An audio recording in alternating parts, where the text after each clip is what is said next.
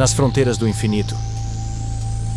Bem, e agora nesse bloco, Rodrigo, a gente vai falar sobre uma história, uma notícia que pode mudar tudo que a gente pensava sobre o futuro da nossa galáxia, né? Parece ser meio grandiosa essa informação que a gente vai compartilhar aqui agora. Mas uma coisa que era dada como certa, pode ser que não seja tão certo assim. Parece que a tão famosa colisão, fusão, absorção entre a Via Láctea e a galáxia de Andrômeda pode não acontecer como se imaginava.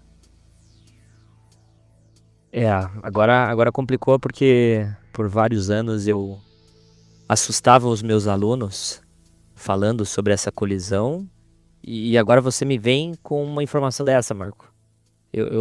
Era quase certeza, né? Então a gente passava essa informação pra frente como se não houvesse amanhã, né? E essa fusão ainda chamava a tal de da Milcômeda, né? Uma mistura aí da Milky Way com Andrômeda, né? O medo do leite, algo que eu tenho muito, né? Por ser intolerante à lactose, será que, né? O que a gente pode falar disso? Olha, Rodrigo, eu vou falar pra você que eu sempre achei esse Milcômeda horrível. Nome feio, cara. Eu acho que eles poderiam colocar um nome diferente. Traz uma coisa do grego, um negócio. Só grudar um nome no outro, cara. Que falta de criatividade, né? Mas, bom, vamos lá. Vamos voltar para aquilo que interessa. Até Via Andrômeda ia ser melhor. Pois é, olha lá. Via Andrômeda. Pô, gostei. Legal, né?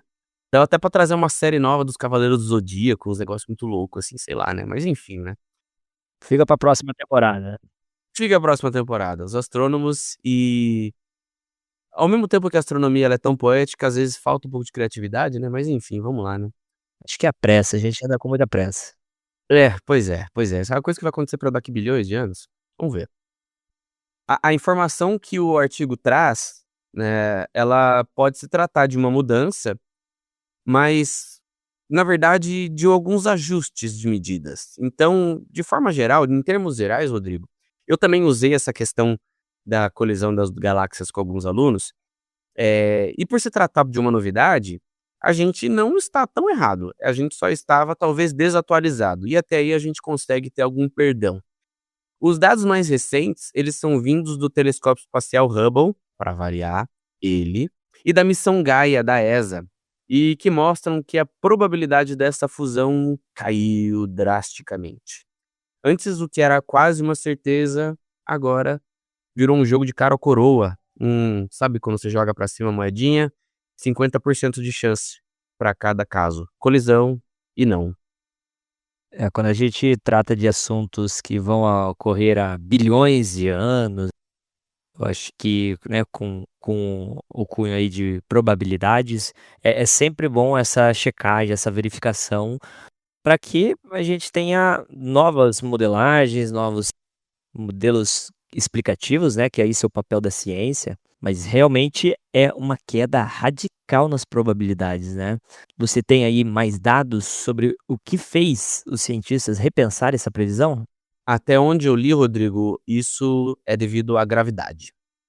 Sempre ela, né?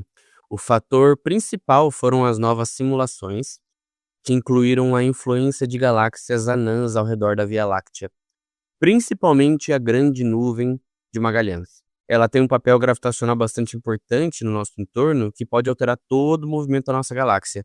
E é curioso pensar que uma nuvem que leva o nome de Grande é uma galáxia anã. Para os nossos ouvintes, né, quem ainda não está muito familiar aí com alguns corpos celestes um pouco, talvez, desconhecidos da maioria, né? Talvez a gente conheça mais alguns planetas, algumas luas, mas a Grande Nuvem de Magalhães, assim como a Pequena Nuvem de Magalhães, são duas nuvens que orbitam a galáxia da Via Láctea, né? São duas galáxias pequenininhas, elas são mais difusas, né, do que a Via Láctea, que tem um centro, e Andrômeda é uma outra galáxia.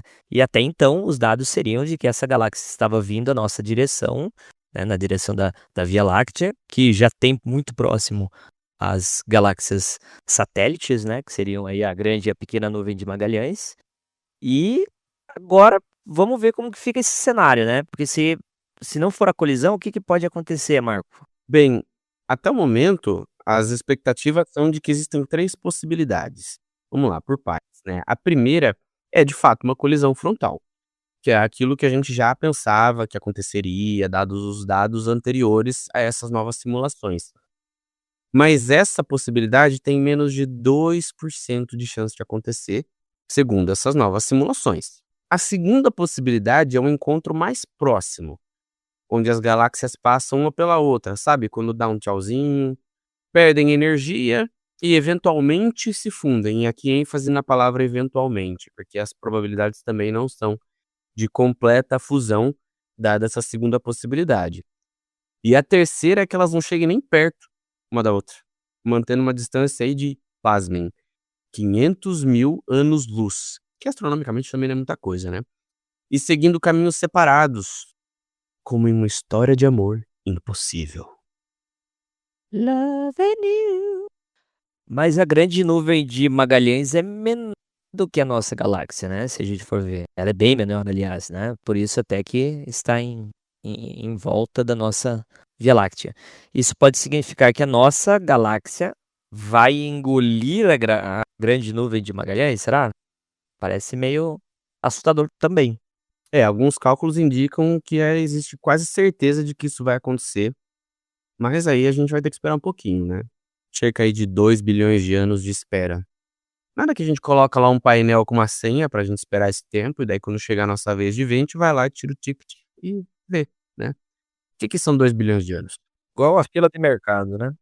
Fila do mercado aqui no domingo Fila do posto de saúde. é isso. Geralmente é o que acontece, as galáxias maiores, elas tendem a absorver as menores por uma questão de tamanho mesmo, né. Mas o mais interessante é que os cientistas ainda querem ter um refino maior desses modelos, assim como qualquer coisa dentro do campo científico. For uma nova simulação, mas novas simulações precisam ser feitas para que se confirmem esses dados. Com novos dados do Gaia e do Hubble, quem sabe a gente não descobre em breve se a Via Láctea e a Andrômeda vão de fato mesmo se encontrar. É ainda algo que ainda precisa de mais investigação, de mais dados. Esse primeiro resultado ele vai ser considerado com certeza até para que novos dados sejam feitos e daí corroborar essa ideia ou não. O que sair de resultado, se nós estivermos aqui, traremos para vocês, nossos ouvintes. Daqui 2 bilhões de anos nós estaremos aqui. Não, eu tô dizendo que se sair novos dados das simulações, a gente pode trazer. Se a gente estiver aqui daqui 2 bilhões de anos, não sei, né, vai saber. Será que a UFSCar faz um contrato para nós de 2 milhões de anos? Será que eu acho que nem pode, né? Eu não sei, tem que esperar pra ver. Mas assim, eu acho que se a gente for renovando ano a ano, a gente vai ter 2 bilhões de anos de Centauricast, e daí quem sabe chegando até lá a gente: "Pô, ó, vai acontecer esse ano, hein, pessoal". E daí eu Ah, acho então que, então né. então você tá torcendo pra colisão, né, Marco? Eu tô torcendo pra gente conseguir chegar lá e ver. E seria bem louco se a gente batesse neles. E o mais engraçado é que quando se falava da colisão, né, se considerava que a probabilidade, por exemplo, do Sol, nossa estrela, que faz parte aí do dentro da Via Láctea, né, se colidir com outra estrela de Andrômeda é extremamente pequena, né, dado o espaço entre as estrelas que a gente tem nas galáxias. Então, apesar da fusão ter todo esse aspecto de união de matéria que vai acontecer, né, que, né, numa probabilidade aí representada, mas as colisões em si, elas não aconteceriam com tanta facilidade, né, não seria algo de uma estrela, da Via Láctea batendo em algo, né. Imagina aquele filme, né, 300, os espartanos lá, um batendo no outro lá, eu acho que não seria bem esse cenário, né. Eu já ouvi falar sobre isso mesmo, Rodrigo, que, né, nossa, as galáxias vão se fundir e a coisa fica caótica, mas o espaço ele é tão vasto e, de uma forma geral, tão vazio, as distâncias são tão grandes, que quase não sentiríamos no sistema solar. É bem curiosa essa forma de ver o universo. Mas que seria um espetáculo cósmico incrível de se acompanhar, mesmo sabendo que em todos os dias que tivéssemos esse espetáculo para observar, choveria, né, porque é assim que funciona a regra É assim que funciona a regra do universo, né? Ah, olha só que legal, a Andrômeda tá vindo, vai colidir com a gente aqui. Ou seja, evento astronômico legal, chuva, vai chover, chuva. E com essa baixa probabilidade dessa colisão certeira que nós tínhamos antes entre as galáxias, nós fechamos esse bloco Nas Fronteiras do Infinito.